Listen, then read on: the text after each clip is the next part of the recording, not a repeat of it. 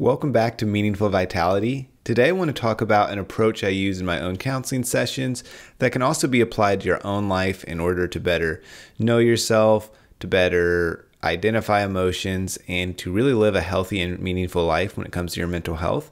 This approach is called internal family systems, and it comes from the idea that our minds are composed of different parts, that we have different versions of ourselves. Maybe the version of myself that goes to work and sees clients is different than the one that's at home when I'm hanging out with my wife. And it should be. That makes sense. I shouldn't be that same version of self there in both situations. Or even someone that experiences severe anxiety, which is a big reason why some people come to counseling. Maybe that anxious version of themselves feels completely different than the person that doesn't struggle with anxiety, the one that maybe feels like everything's going in the right direction. And that is kind of what we're getting at. There's different parts, there's different versions, and learning to identify those. And then we can kind of communicate with those parts to better understand why we behave the way we do and have a more effective way of possibly dealing with our emotions. And like I said earlier, just functioning overall. I want to say too, all parts, all versions of ourselves are inherently good, and they have positive intentions or outlooks, even if they get in the way, even if they appear negative or even self-destructive. An example of this might be that part that I just talked about earlier, that anxious part. Yeah, that gets in the way. That's annoying. That's really a struggle. And like I said, it brings people to counseling oftentimes if they feel like they can't function without getting extremely anxious. However, and that's where it gets in the way. However, it also serves a purpose. Maybe it protects us. Maybe someone grew up where they had to be on high alert in order to get out of a situation. Maybe they saw combat. Maybe they grew up in an abusive household. So it made sense at that time to be on high alert in order to protect us, to worry about the worst case scenario and the fear that could take place. However, now, maybe as an adult, that gets in the way. Maybe working a 9 to 5, you're probably not going to see combat, things of that nature. So learning to identify these parts and also realize that served a purpose at one time, and approaching that with empathy and understanding and compassion, just like you would another person. Oftentimes we are so much harder on ourselves than we would be another person, even if it's a complete stranger on the street. So when we have some of those different parts that are acting out or that seem to be getting in the way, instead of just pushing that down, especially when it comes to something like anxiety, most people know if you just ignore an emotion or if you just try to push it down, it comes out in stronger ways eventually, whether that be a blow up, whether that be burnout, whether that be just a panic attack, something like that. So acknowledging that first, acknowledging the anxiety and where that's coming from can be a great way to heal, but also almost talking to that part and identifying that part in a more positive way can be so beneficial as well. This might look like talking to that part in a way that you would a friend. If you have a friend that has extreme anxiety, you're not going to tell them, just get over it, stop being a wimp. No, you're going to say, what can I do for you? That sounds really difficult. I'm sorry to hear you're struggling in this way. What if we were to do that and apply that to our own life? What if you have an anxious day and before you go to work, you sit down and almost try to talk to that part of you and be like, what's going on? What's causing you to feel anxiety? I'm sorry you feel this way. This doesn't seem very fun. What do you need from me right now? And just kind of having this internal dialogue with yourself. It seems a little different, but it can be so healing and so therapeutic if you can do this and if you can really get good at it. And it's just a type of meditation, really. It can be a kind of meditative and very mindful practice, trying to identify these different parts. And if we do so, we can start to uncover the underlying motives behind our thoughts, behind our behaviors, and like I said earlier, just manage our emotions in a more effective way. And this takes time overall. And of course, it's not easy, but I'm going to talk about some different ways we can kind of start incorporating this. This creates a more positive emotion and a positive relationship with ourselves, and if we treat our parts just like a friend that's struggling. And I think that's the first key and the first point that I really want to make, is just talking to yourself the way you would a dear friend, trying to give them compassion, empathy, and love. And that can be really healing and very therapeutic. Like I said, we can become more in tune with ourselves. It helps us have a better sense of self-awareness and self-compassion. And oftentimes there's these different parts were developed at a younger period of our life. Maybe there's an inner child part, especially if you went through a negative experience or trauma or a situation maybe at home. That part is there for a reason. That inner child, again, is trying to protect you, but they don't need to. They're getting in the way right now.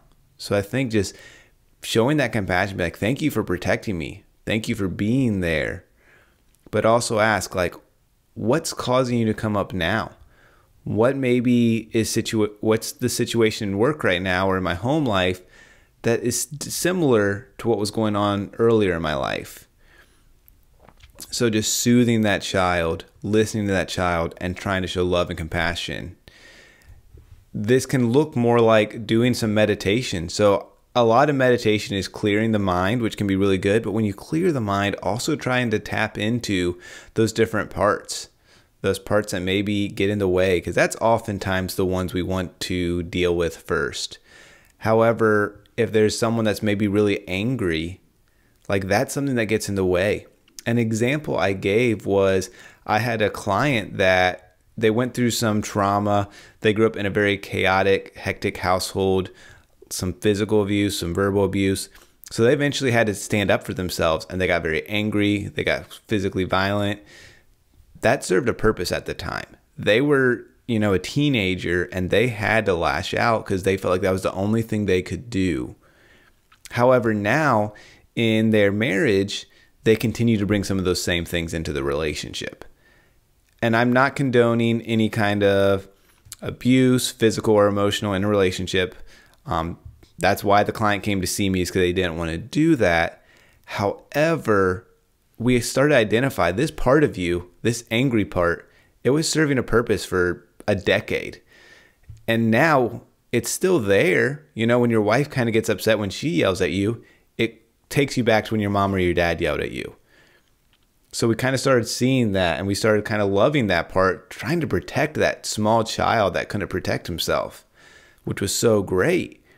And that's when the healing took place. That's when he was able to say, thank you for protecting me for a decade. I don't need this right now. I need you around sometimes, but I don't need you in this way. You're really getting in the way. And then also asking, what do you need to heal? And we started doing some work, working through some trauma of that younger child, of that part that was scared, that needed to be protected. However, that part did come out in not a more positive way, but in a more effective way. Later on, the client was at a public event, and some guy got a little physically aggressive towards him and his wife, and that part came out very quickly. Nothing escalated. There was no physical violence, but he was very early to step in. He shut things down. And again, I'm not condoning physical violence, but that was that part coming out. When that person started getting a little bit more aggressive towards him and his wife, very quickly he became aggressive back and stood up for him and his wife. So we identified that was serving a purpose then, and he was able to talk to that part. Be like, thank you for protecting me and my wife. Again, being careful not to get physically violent, but it's cool to see how that part comes out when it feels like it needs to protect that younger version of self. So learning to love all parts of ourselves, even those that are wounded and that need healing, having compassion for them can be so important. This can be a daily practice of just reflecting on ourselves, trying to have some introspection to build a stronger sense of self, knowing who we are and who we strive to be. That's the self, but also all the other parts around it that may be getting in the way, that may be serving a purpose. Because there's parts, like I said, there's no good or bad parts. They all serve a purpose. They're all trying to do what is best for us as a person. So just trying to listen to those. what's going on right now, which parts are stronger. This might involve journaling, meditation, or just simply taking a few minutes or seconds to check in with what's going on. Can be done with a therapist. Sometimes a really close friend can be helpful too. But just trying to have that internal dialogue that we have basically with a friend. Just being more mindful and living in the moment can be very helpful as well. So it can be in tune, help us to be in tune with our emotions and these different parts. But really trying to approach it without judgment. This does sound a little different, but it seems to make sense. At least it's how my brain works. And I've seen so much good healing in my own life when I'm able to do this, and with clients when I'm able to help them through these things as well. So just having these conversations, practicing active listening. So when you ask these parts of yourself, it's a very unconscious kind of thing. Just sit in a comfortable position, listening to yourself and asking some of these questions, or just trying to see if there's anything that comes up, whether it's something that's, feels good or something a little discomforting. And the more you kind of become aware of these things, the healthier you can be. Because I've talked about it before, part of the journey of life and something that I think is such a gift is getting to know yourself, getting to know some of your strengths, getting to know your weaknesses. And that doesn't make you weak. That makes it so these are the things I need to work on. Or maybe these are the things I don't do. For example, like maybe you're the one in the family that does all the logistical stuff. Maybe you do all the bills. This is a little kind of a different example. You do all those kind of things. You take care of making sure all the bills get paid, the logistical stuff. But maybe you're not the one to go grocery shopping. Maybe that's not your strength. So that's something that can be kind of more vaguely applied. But taking that a step further, maybe your strength is not, having this emotional relationship with your wife. So that means I need to go to counseling to open up, to see what's in the way. Or maybe just to ask yourself, what's so scary about being vulnerable? And see if you get a response. So I think this can be very helpful for just about everyone out there. Being mindful, being in a more meditative state is always a good thing. But also just giving this love and compassion for yourself, for these parts that get in the way, anxiety, depression, because they served a purpose at one time. They're typically just getting in the way now. And try to visualize these parts. Try to see maybe how old they are, maybe where they came from, and ask, what do they need? What do they need from you? Because I know most people out there are very kind towards other people. I have clients that are so kind to just complete strangers on the street, yet they beat up these different parts, and that doesn't feel good. And I've seen it happen where if we can just love ourselves and talk to this part, maybe there's the anxious version of Connor.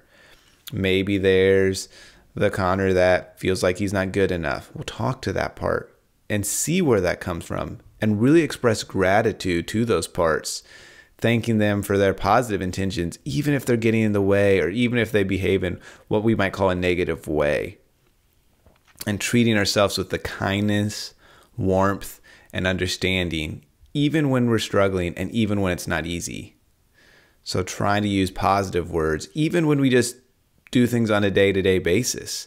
So maybe you double book yourself for a meeting instead of saying, I'm so dumb, I'm such an idiot, I need to do better. Well, that really beats up that part. If I know, because I've seen it so much, even in my own life, I'll say those things to myself if I double book an appointment or if I'm running late. I'm so stupid, I need to do better. But if it's the opposite, if a client double books me or a client's running late, no worries, it happens. We're just glad we can make it when we can. Why should it be different? Why should I beat up that part so much, but then give compassion to people that I hardly know in my life? Why can't we say, okay, no worries, Connor, that happens. I need to get better maybe at some time management. But this is something I want to work on, and this is the journey, and this is the love and compassion I want to give that part. So this is something so good. I encourage clients to start doing it. I encourage you to start doing it and applying it to your own life as soon as today.